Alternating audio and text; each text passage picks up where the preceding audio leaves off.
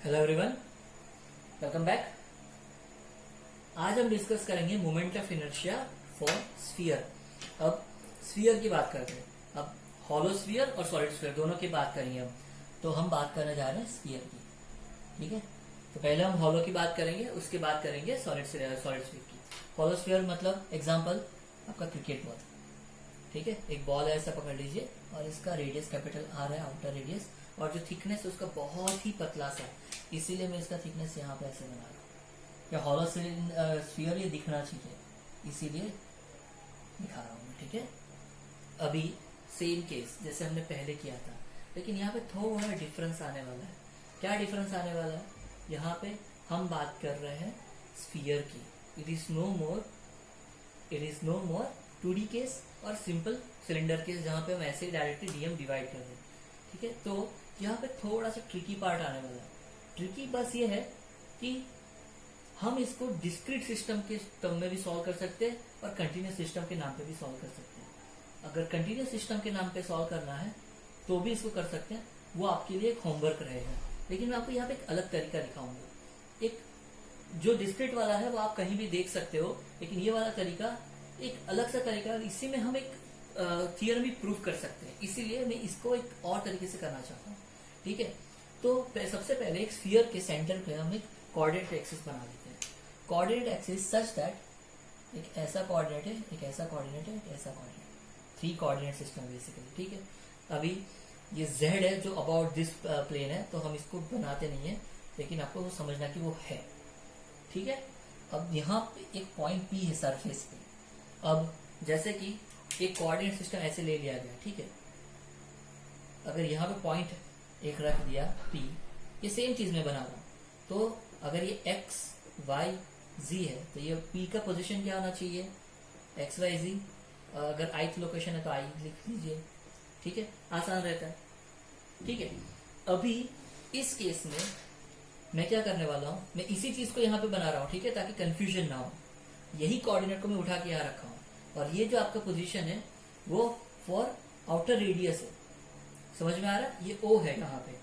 अभी मुझे अगर मैं इसको सॉल्व करना चाहता हूँ, मैं अलग अलग तरीके से सॉल्व कर सकता हूँ। पहली बात, सिलेंडर कैसे रोटेट स्फीयर कैसे रोटेट हो रहा है मुझे नहीं पता। स्फीयर यहाँ से भी ऐसे रोटेट कर, मतलब ऐसे रोटेट कर सकता हूँ, ऐसे भी रोटेट कर सकता हूँ, ऐसे भी रोटेट कर सकता हूँ, कोई भी केस में रोटेट कर सकते हैं ना। तो सब केस के लिए मुझे एक ही आंसर चाहिए, सिमिलर आंसर आना चाहिए, या तो फिर थोड़ा बहुत जो भी डिफरेंस है पता होना चाहिए। तो इसीलिए मैं ये केसेस में ऐसे जा रहा हूँ। आप समझ पा रहे हो? ठीक है। अब अगर ये केस है तो ये पॉइंट को लेट सपोज Q पकड़ लो। अब मुझे इसके अबाउट रोटेशन निकालना है, इसीलिए मैं क्या करूंगा, सबसे पहले मुझे ये डिस्टेंस चाहिए, ये डिस्टेंस, ठीक है। ये डिस्टेंस निकालने के लिए सबसे पहले मेरे पास ये पोजीशन है। ये पोजीशन डिस्टेंस क्या है? देखो, डिस्टेंस फॉर्मूला सबको आता है। अगर ये 0 0 0 है तो डिस्टेंस फॉर्मूला क्या होना चाहिए? Square root of xi minus 0 whole square, yi minus 0 whole square, plus zi minus 0 whole square, ठीक है। तो डी स्क्वायर क्या आएगा? xi square plus yi square plus zi square. अभी मैं Q पोजीशन दिखाना चाह रहा हूं, तो Q पोजीशन क्या होगा? xi 0, 0। अब OQ क्या होना चाहिए? करेक्ट, OQ आपका आएगा xi स्क्वायर। सिमिलर है क्योंकि ये 0 0 है, आपको सेम फंडा यूज करना है, ठीक है। तो मेरे पास क्या आ गया? OQ आ गया, OP आ गया, मुझे PQ चाहिए। तो अब हम लिखेंगे कि PQ square is equal to, देखो ये पाइथागोरस थ्योरम है, ये राइट एंगल ट्राइंगल है, तो ये क्या होना चाहिए? PQ square plus OQ square. तो PQ क्या होगा? OP square minus OQ square. So हमारे पास OP square minus OQ square है, ठीक है। अभी यहाँ पे क्या आ गया? xi square yi square plus zi square minus xi square. देखो ये कहाँ से आया? ये दोनों यहाँ से आया, आपको बस सब्सटीट्यूट करना है। अब ये सिंप्लीफाई करो, आपको मिल गया PQ स्क्वायर, ठीक है। और PQ स्क्वायर क्या है आपका? yi square plus zi square, ठीक है। चलो, तो ये आपको पहले अच्छे से समझिए, ये उसको पूरा बनाइए, डिस्टेंस का फॉर्मूला लेके यहाँ तक पहुंचिए, ठीक है। वीडियो पॉज कीजिए और समझिए पहले, ठीक है। अब ये जो हम कर रहे थे, ये moment of inertia about x axis के लिए कर रहे थे, तो मैं इसका मतलब moment of inertia about x axis को कैसे लिखूंगा, कैपिटल आई सफिक्स एक्स लिखूंगा ताकि आसानी रहे समझने में कि कैसे आया था। अभी देखो हम यहाँ पे इंडिविजुअल कोऑर्डिनेट्स की बात कर रहे हैं, तो हम कंटिन्यूस सिस्टम की बात नहीं कर रहे हैं यहाँ पे, इसीलिए मैं डिस्क्रीट सिस्टम का फॉर्मूला यूज करूंगा। हम 3 कोऑर्डिनेट्स की बात कर रहे हैं, राइट। तो समेशन ऑफ एम आई क्या आना चाहिए, are I square, right, basic formula distance form. अभी हमने क्या देखा, ये वाला देखो हम ऐसे रोटेट कर रहे हैं, ऐसे, ठीक है, ऐसे रोटेट कर रहे हैं, ये हमारा एक्सिस अबाउट दिस एक्सिस हम रोटेट कर रहे हैं, ये पॉइंट है, ये ऐसे जा रहा है ऐसे। तो ये जो डिस्टेंस है ये आपका आर आई हो गया, समझ रहे हो। ये वाला जो डिस्टेंस है ये आपका बेसिक फॉर्मूला है। ये आर आई जो हमने निकाला वो है पी क्यू स्क्वायर। ये पी क्यू स्क्वायर क्या है हमारा, एम आई, ये पी, ये क्यू था और ये पी है। तो इस डिस्टेंस की बात कर रहे हैं, ठीक है, समझिए। हम इसको रोटेट करेंगे, ये एक्सिस ऐसे रोटेट हो रहा है, समझिए, ठीक है। तो Y I square plus Z I square. अब आप इसको अगर सिंप्लीफाई करो तो आप ऐसे भी लिख सकते हो, M I Y I square plus summation of M I Z I square. एक यहाँ पे सिमिलरिटी आपको दिखेगी, देखो अगर मैं ये देखूं तो ये नथिंग बट आई वाई है, moment of inertia about Y axis, moment of inertia about Z axis, ठीक है। तो आई एक्स क्या हो गया, I Y plus I Z, समझ में आ रहा। उसी तरह से आप लिख सकते हो I Y is equal to I X plus I Z और I Z is equal to I X plus I Y. इसको कहते हैं perpendicular axis theorem for moment of calculating moment of inertia. मतलब एक कोऑर्डिनेट का moment of inertia पता है तो उसके परपेंडिकुलर एक्सिस से उसका मोमेंट ऑफ इनर्शिया भी हम कैलकुलेट कर सकते हैं, या तो हमें दोनों का पता है हम थर्ड का कैलकुलेट कर सकते हैं। तो इसको हम आगे यूज करने वाले, इसका डेरिवेशन आपको जरूरत नहीं है, बट प्लीज आपको पता होना चाहिए कैसे आता है, ठीक है। तो अभी हमारे पास क्या आ गया, अभी हमारे पास एक सिंपल सा फॉर्मूला आ गया कि कैपिटल आई एक्स जो है हमारा वो क्या आ गया, देखो I X sorry I Y plus I Z. Please इसको राइट करिए, समझिए, फिर लिखिए। आई वाई क्या आ गया, I X plus I Z, और आई जेड क्या आ गया, I X plus I Y, ठीक है। मोमेंट ऑफ इनर्शिया हमें निकालना है तो इसका एवरेज होगा, तो क्या होगा, I X plus I Y plus I Z by 3। Substitute करो तीनों को, क्या आएगा आंसर, आई एक्स, देखो ये 3 आपको ऐड करना है। अगर इसमें कंफ्यूजन हो रहा है तो मैं इसको अलग तरीके से भी बता सकता हूँ। आप चलिए हम इसको एक और तरीके से जा सकते हैं, जैसे कि आई एक्स लिखते हैं, ठीक है। आई एक्स को हमने क्या लिखा था, summation of M I Y I square plus Z I square, ठीक है। यहां तक तो सबको समझ में आया। आई वाई क्या है, समेशन ऑफ एम आई, देखो करस्पॉन्डिंगली लेना है, ठीक है। जो नहीं है यहाँ पे वो उसके 2 पैरामीटर जो बचे हैं वो,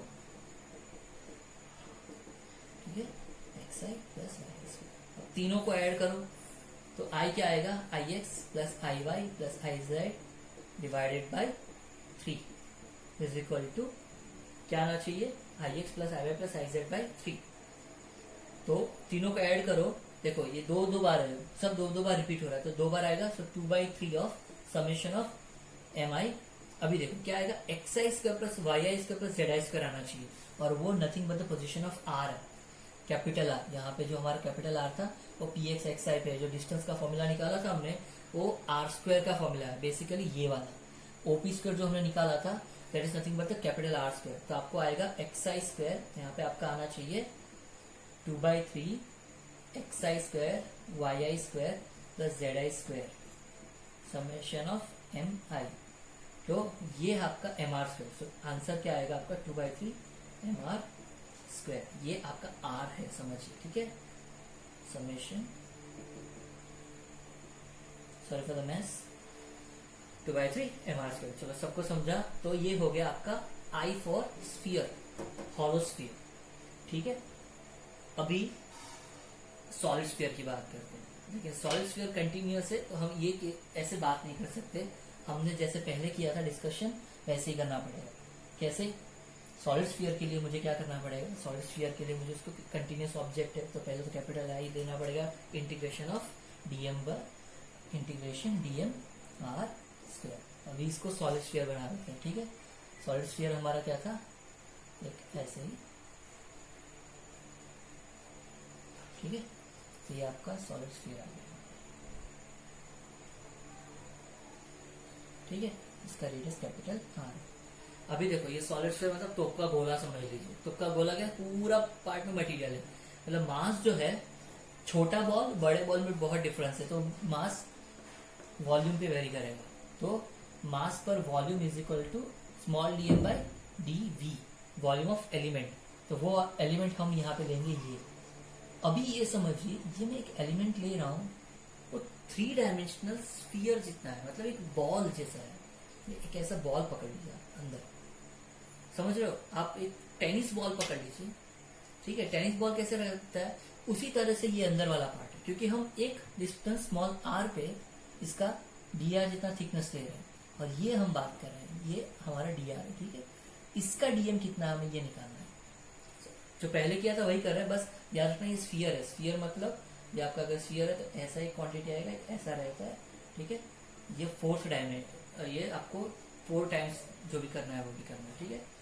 तो इसका एरिया कैसे निकालोगे, सबसे पहले तो बता सकते हैं इसका एरिया क्या है, सोचो। So DM is equal to mass पर वॉल्यूम, स्फीयर का वॉल्यूम तो सबको पता है, 4/3 पाई आर क्यूब। अगर नहीं पता है तो प्लीज रिवाइज करिए, ये सब बहुत इंपॉर्टेंट है, ठीक है। अभी element of volume, volume of element तो क्या है, अभी ये मेरे पास डी आर है, ठीक है, ये डी आर है। अब याद रखिए स्फीयर है, पूरा स्फीयर है, मैंने ऐसे काटा हुआ स्फीयर जो आपको दिख रहा है, लेकिन ये पूरा से स्फीयर है, डी आर। अब ये रेडियस आर पे है, तो अगर मैं इसको ऐसे काट के फैला भी दूं तब भी कोई फायदा नहीं है, क्योंकि ये स्फीयर है। तो ये स्फीयर अगर इसको मैं फैलाता हूँ तो 4 पार्ट में डिवाइड होगा। आपको थोड़ा इमेजिनेशन की जरूरत है यहाँ पे।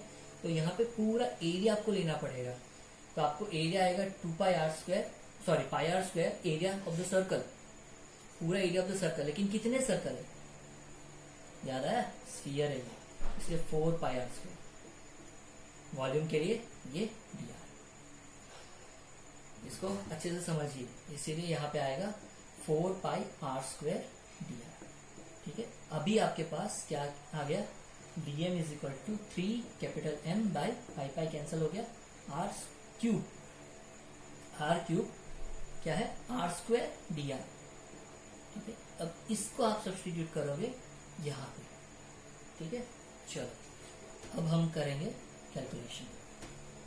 यहां से मेरी हेल्प नहीं होनी चाहिए, मैं सिर्फ for the sake of continuity में बता देता हूं। हम क्या सब्स्टिट्यूट करेंगे, 3m बाई आर क्यूब,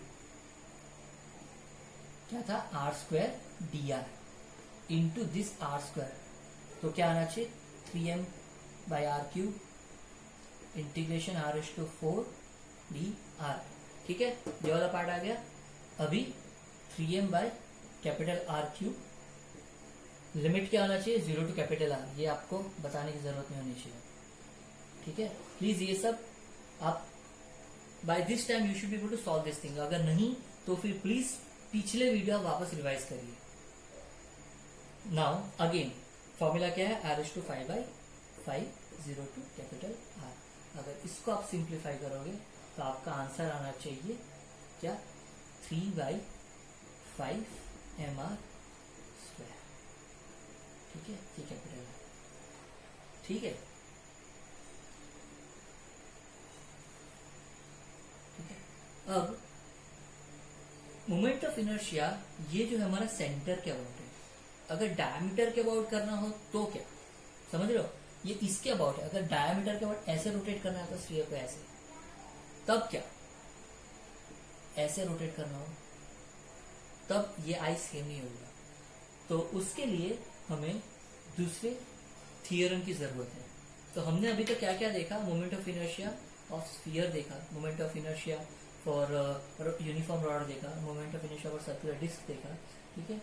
तो ये सब बेसिक पैरामीटर्स है। अगर इसके हेल्प से हमें कोई और भी चीज निकालनी पड़ सकती है, जैसे कि अभी मैंने बताया moment of inertia for diameter निकालना, तो कैसे निकालना है। तो हम नेक्स्ट क्लास में देखेंगे कि मोमेंट ऑफ इनर्शिया के 2 अलग अलग थियरम है जो हम यूज करेंगे, parallel axis theorem, perpendicular axis theorem, तो उसको कैसे यूज करेंगे, ठीक है। और एक छोटा सा दूसरा कंसेप्ट है रेडियस ऑफ गायरेशन का, वो भी एक पार्ट कवर करेंगे, ठीक है।